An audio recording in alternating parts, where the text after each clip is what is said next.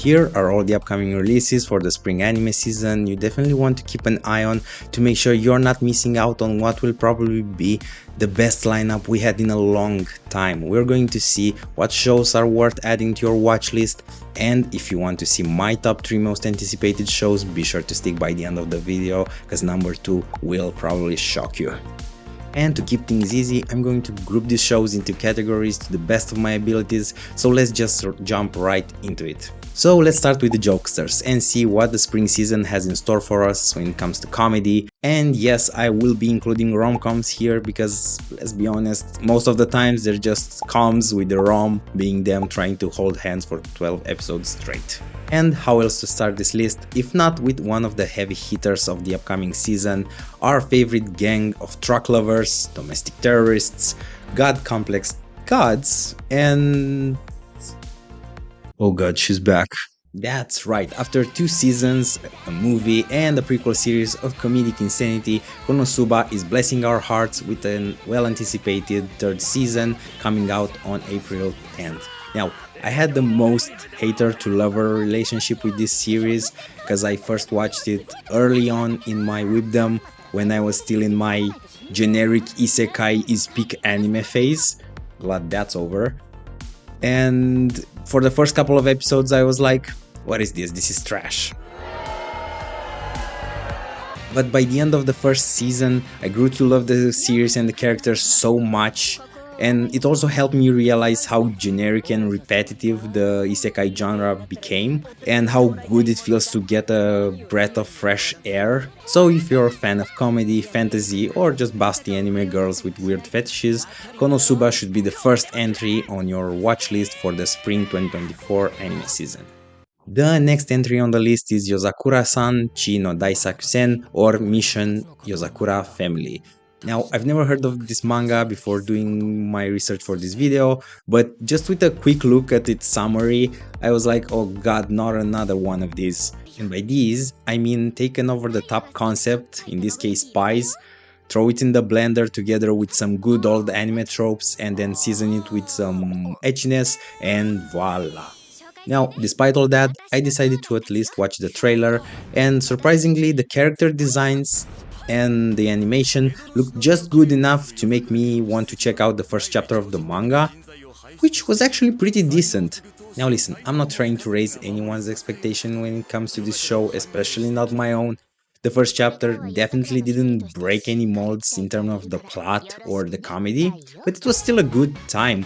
The character design actually has some thought behind it. There were moments when it could have been a lot more ecchi, but it wasn't. And the author actually does a pretty good job at making you hate the older brother just enough to enjoy watching him suffer throughout the story. So yeah, I think I will apply my rule of watching at least 3 episodes to this show before deciding if I'm going to stick to it or not, and I certainly would advise you to do the same. Moving on in a more heartwarming direction, we have Jisan Basan Wakagaeru, which is a nice surprise for me coming in the next season, because right off the bat when I read the summary, which is about an old couple that gets reverted to their younger days, and that has so much potential to be sweet, funny, and even introspective, and have some deep life lessons to it. Now, as far as the trailer is concerned, the animation definitely isn't anything special, but that's not such a bad thing considering the show will probably rely on its very unique premise. The only thing that was kind of a red flag for me when watching the trailer is how loud and all over the place it is.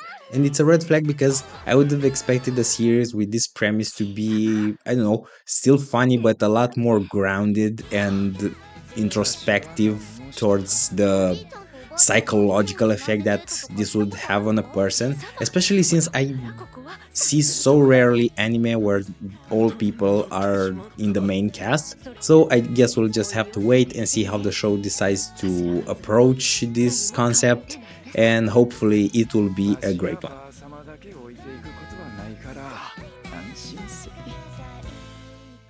And coming up to close the rom-com comedy section is an honorable mention that holds a dear place in my heart, which is The Duke of Death and It's Maid. Now hold up, I know CG anime is always a tough ask. I should know, it's probably the only one I've ever watched. But once you get past that, if you can, this show is actually very funny and very heartwarming despite some of its proclivities. So for anyone who shares my love for this series, rejoice as it's coming back in the next season. Now moving on to romance, this upcoming season definitely has a lot to live up to considering how packed with incredibly sweet stories the winter season is. And just by quickly scrolling through the upcoming releases, I can already kind of promise that if you're a hardcore romance fan, this season will disappoint you a little, considering there are only 3 titles that seem to have some potential behind them. The first one being the Spice and the Wolf reboot, which I'm actually super excited about considering how much I love the original, and I can't wait to see it with a brand new animation. Now, the second promising romance coming out in the spring season is A Condition Called Love, which I heard both great things and bad things about, most of the bad ones being centered around the male lead, which I guess shouldn't surprise me anymore at this point when it comes to romance anime. Not you, you're good. But since I wasn't able to find a definitive opinion on this show, I guess I will give it a chance and maybe apply my rule of 3 to it. Now, the last romance worth checking out is a Whisper Me a Love Song, which is the newest addition to the Yuri genre, and in my experience with these shows, they usually tend to be either super funny or incredibly sweet. So just for that and for the fact that the animation in the trailer looked actually promising, and because the music aspect is always a plus for me in any kind of show, I will definitely check this show out and I advise you to do that as well.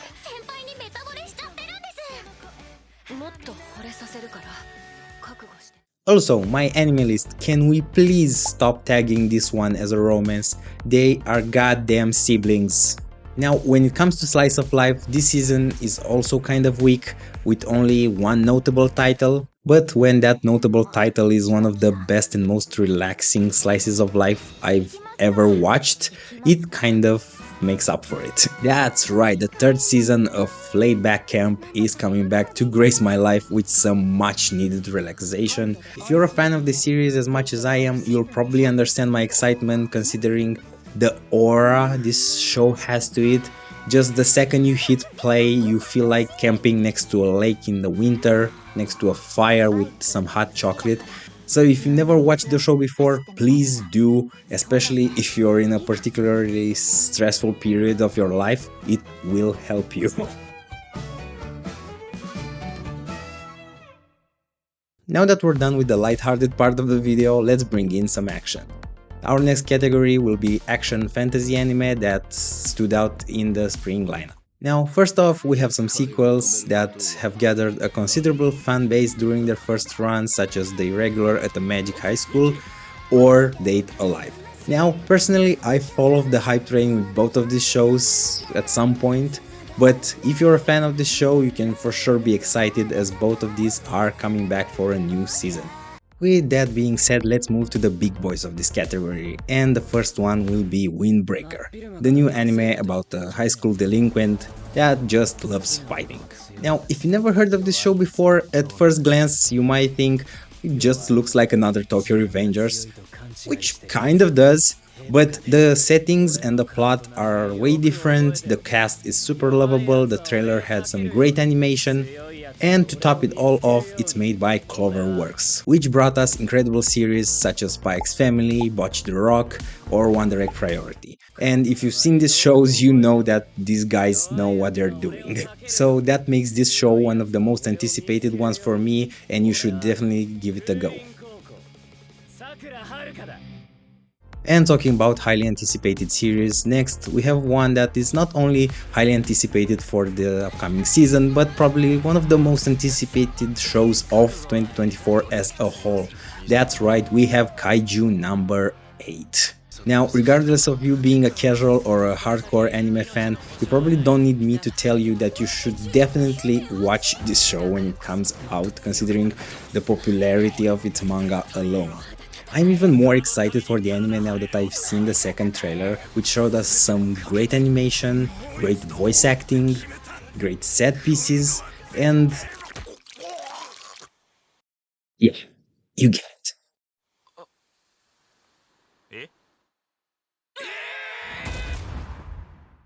And with that, we've wrapped up the action/action fantasy category. Don't worry if you feel like I've missed some shows because they probably just fit into another category later.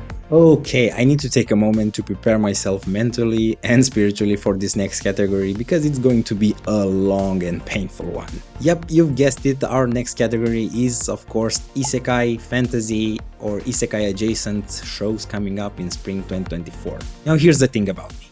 I both love and despise this genre. To be more accurate, I despise how much I love this genre. And before anyone's blood boils, give me a chance to explain.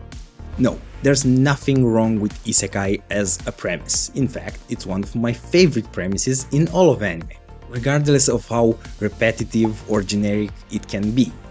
That's fine. Not all shows need to be masterpieces. Some shows can just be good time no-brainers, and no one should have any issue with that.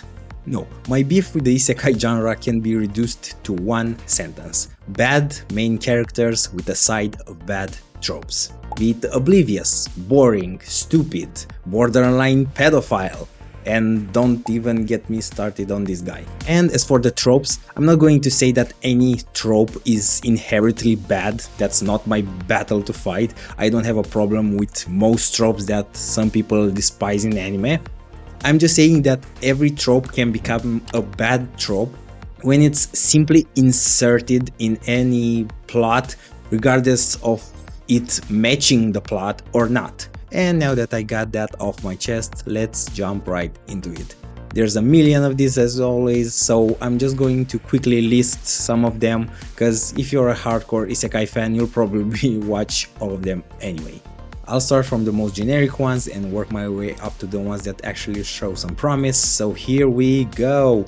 First we have Monster, an Archdemon's Dilemma, Henji no Salad Bowl, which seems to be a reverse isekai. The banished former hero lives as he pleases. The New Gate. As a reincarnated aristocrat, I'll use my appraisal skill to rise in the world.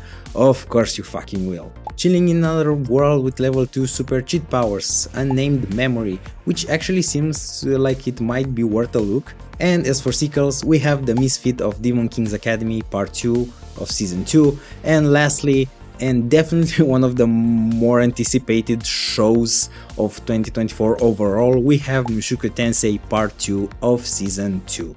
Look, I won't even attempt to talk about this show. Bottom line is, I borderline love the show, but I despise the main character with a passion for ruining what could have been genuinely the best isekai ever created, if not for, well, you know. But despite of that, I still have to give the show credit for what it did for the genre, so of course it will take the highest position in the isekai category and so close the category. Bro, you forgot the biggest one! No, I didn't. We'll get to that. Before moving on to the main event of today's video and what most of you are probably waiting for, I still have some shows that I didn't really know how to put into categories because they are pretty unique. And so I still want to give them the attention they deserve and just go through them really quick before we move to the VIPs of the day. The first one on our unique list for the season is Mysterious Disappearances, which seems to be about a guy and a girl researching the occult in their town. I know nothing about the series, but the trailer was definitely promising and worth a chance if mystery stories are to your liking.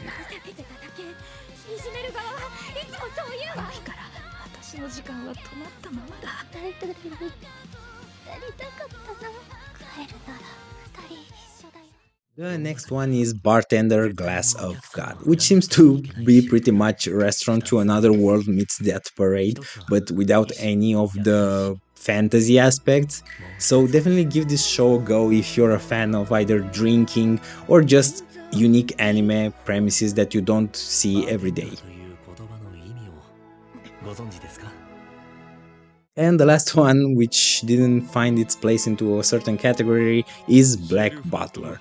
And that's actually big news considering how huge this series was at the time of its release and how long of a hiatus it had. Now, if you've seen this show, you know that it's definitely a weird watch, but an enjoyable watch nonetheless. So if you're a fan of the series, rejoice as it's coming back with a fresh new season.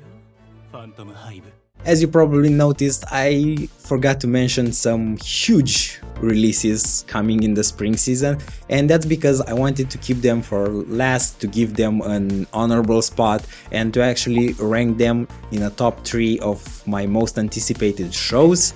But before actually starting to rank them and possibly upset anyone, please try to keep in mind that all of these 3 shows might as well be at the same level of hype for me. I'm just ranking them based on my preference of the genre, the plot, and so on. So no hate, please. So without any further delay, let's get right into it. Coming up in number 3, we have Demon Slayer, the Hashira training arc, which is coming back later in the season on May 12th. Now, the fact that this season is coming out a month after the start of the spring season might be a hint that we will have a shorter season, less than 12 episodes, since the training arc is a bit short for a full run, but we will have to wait and see. But based on the first episode that was released in theaters a while ago, it definitely looked really good.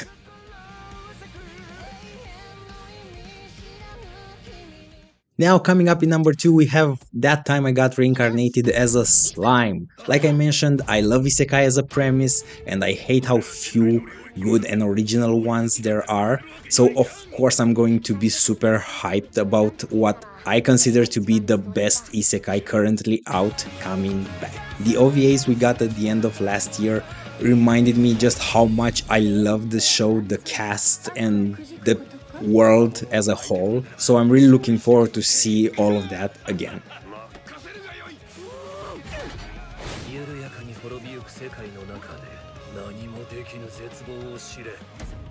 Okay, we've made it to number 1. I doubt there's anyone watching that still has any kind of doubt that my number 1 will be, of course, My Hero Academia Season 7. I love this series. I love this series so much that it's probably my favorite shonen currently out. I know a lot of people didn't really like season 6, but for me it was probably the best season of the series because it was just so action-packed but so emotionally gripping at the same time. It had some of my favorite moments of the entire series, like Dark Deku or Uraraka up top the building. It was just great. So I'm really excited for the next season, and you should probably be as well. Now, MHA will also be starting a bit later in the season on May 4th, but unlike Demon Slayer, we have some OVAs, some specials that are starting at the beginning of April to fill up the gap. From what I know, they will be recaps with some additional new footage that will kind of lead into the 7th season. So I'm really excited for those. Any new MHA content, it's going to be a big plus for me, especially the new movie coming out in summer, which I suppose it will kind of correlate with the end of the 7th season, so we might have a shorter season than the last ones, but we'll just have to wait and see. And with that, we've wrapped up the 2024 spring recommendations. If you feel like I missed anything, be sure to let me know in the comments. And if you want to revisit some of the best show of winter 2024, be sure to check my reactions for Solo Leveling and Free Rein on my channel. Bye!